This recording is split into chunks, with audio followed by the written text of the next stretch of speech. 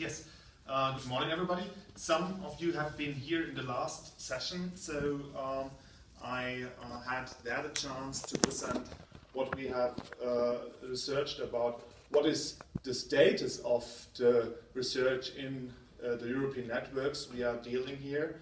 And I think it fits very good to what Jérôme has presented now with more future perspectives. I think you brought to the point where are the things lacking, where are good ideas for going on, and I think it mirrors a bit what we found when we asked the researchers involved in our networks what they are doing in the moment.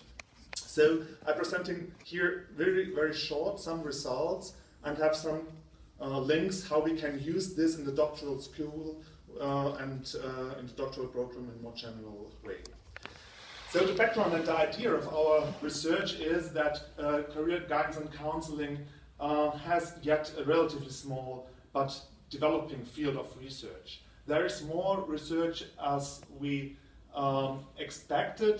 This was one of our ideas behind that. There are many people who are working in the field, but for instance, in Europe we have a lack of journals mirroring the whole broadness of the research. Of course, you find all the published things somewhere, but we thought that for our relatively small field, it could be good to bring the research done together. And of course, we are going to discuss that with several networks and associations. 3 are named here. There's a nice network where we have approximately 45 universities dealing with the aspect of career counseling, guidance, and a bit broader. Then there's the ECADOC project here, and there's also the ESVDC Jean-Pierre has mentioned earlier, the Research Association, also I think association in progress, growing, and we want to have more researchers there, so this is mirroring all these activities. The idea to map existing research in Europe comes from these networks, and we think we can feed that into now also in this training formats and this discussion formats and network formats with doctoral students, so that young researchers have access to the database, but also that they have the possibility to present and discuss their pieces of research and bring it into the map and make it visible also, for instance, for other researchers they could not access in other ways. So the motives behind that, I think they are relatively easy described. We want to have a framework where we can add upcoming research in the next year. So what we have done now is more to have a state of the art. But this should grow, of course. We have not reached all the researchers yet. For instance, we have just a response from 50% of the researchers we have accessed with the question, what have you done in the last 5 years too? So we want them all, of course. So maybe also this can be encouraging for ESVDC, for instance, and for the other networks to contribute to that. Then, of course, we want to investigate the wide range of research in Europe. Jérôme has shown that if you look to the scientific journals, you have the impression that there's more and more quantitative research published there. If you look to our data, you see there are many people doing qualitative things. So there's a broad variety people do their research, but it's not visible everywhere. And then, of course, it could be an idea to build up a kind of European research agenda. You made a proposal, but I think, as we all know, we should have a joint process where researchers discuss that.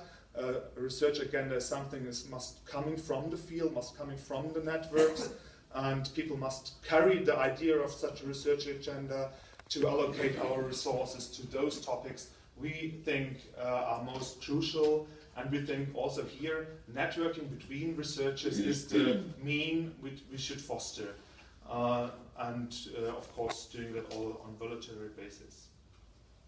And very practical, we think we can establish a database accessible for all people. I show an example at the end.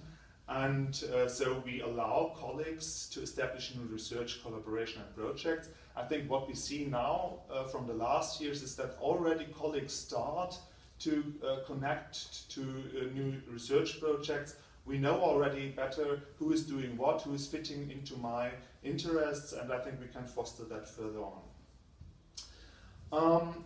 The research questions we have asked in a moment, and we can go beyond that, but in a moment we have just looked, where do researchers look at? What kind of parts of the career guidance issue are addressed? For instance, we distinguish between research looking on the client, his state of mind, his resources, as you said, his psychological circumstances, but also, of course, aspects like migration, gender issues, and so on.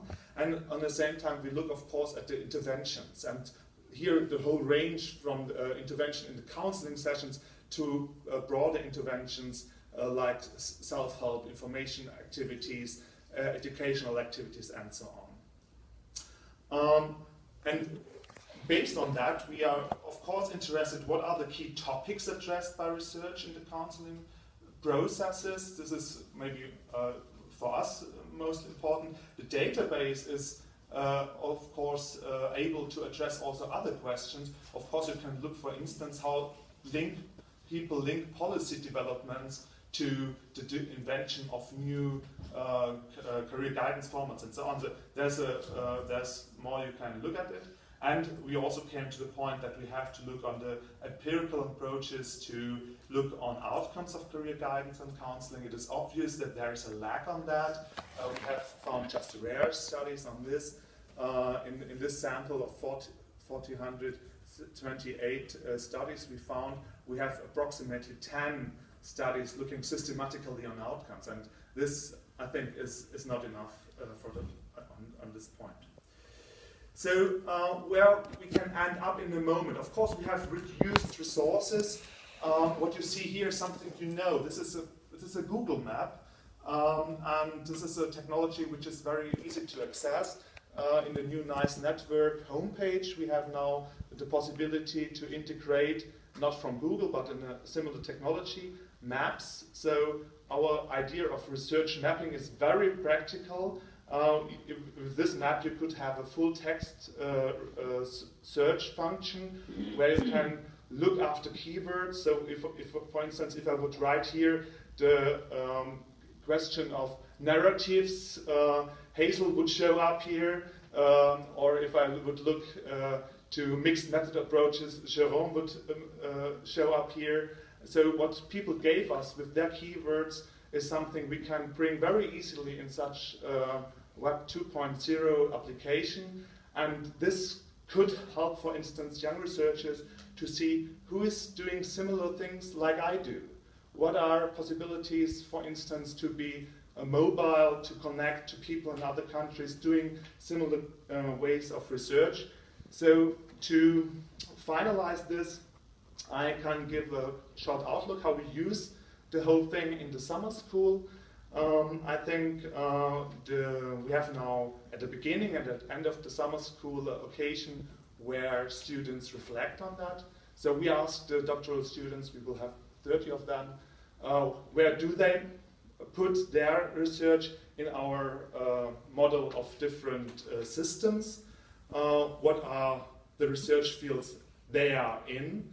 And then, of course, open up the possibilities to look what other people do working on the same issue, to find the people to have access to their work. I think it is important that we give access to the students to find methodological ideas linking to their questions.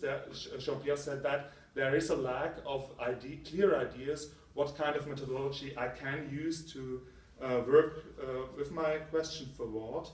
And of course, where are colleagues doing the same things amongst the students, but also amongst the more the professors and so on. And at the end, I think this kind of mapping of research is also a real career opportunity for the young students. So after finalizing PhD, they know already where are institutes they can access with their research, and I think it's a small but a good occasion to underpin the networking we're doing already in the last years. So I think this is enough for the moment, and thank you for the possibility to present it here, and we go on with that, and we invite you all to contribute with your work on it.